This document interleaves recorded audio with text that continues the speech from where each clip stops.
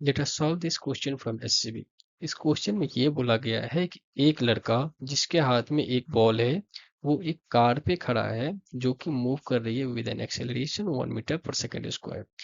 इस क्वेश्चन में initial velocity के बारे में कुछ नहीं बोला गया है, लेकिन हम इन जनरल सॉल्व कर लेते हैं ताकि आगे कोई भी क्वेश्चन आए तो आप सॉल्व कर पाओ।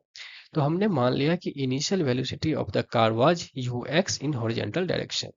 एक पर्टिकुलर पॉइंट ऑफ टाइम पे ये लड़का क्या करता है, इस बॉल को ऊपर की तरफ फेंकता है विद एन वेलोसिटी 9.8 मीटर पर सेकेंड।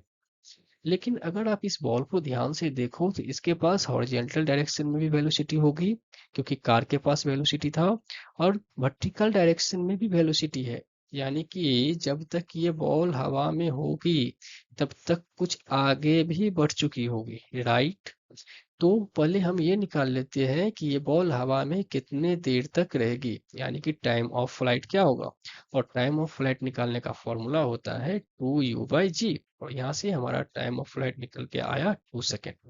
इस 2 सेकेंड में ये बॉल हॉरिजेंटल कितना डिस्टेंस कवर कर चुकी होगी, उसे हमने नाम बोला एक्स भी, और हमने फॉर्मूला लगाया distance is equal to speed into time, जो कि आया 2ux।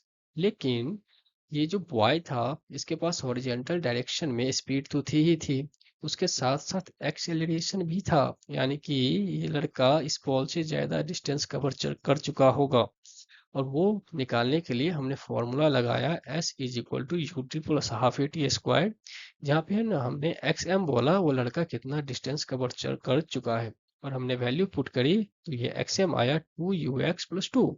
लेकिन इस क्वेश्चन में हमसे बोला गया है कि इस बॉल और लड़के के बीच में डिस्टेंस कितना होगा, यानी कि हमें ये x निकालना है।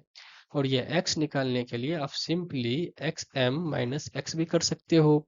जब हमने xm माइनस एक्स भी करा तो हमारा आंसर निकल के आया 2 मीटर, यानी कि 2 सेकंड के बाद इस लड़के और इस बॉल के बीच की जो दूरी होगी वो होगी 2 मीटर।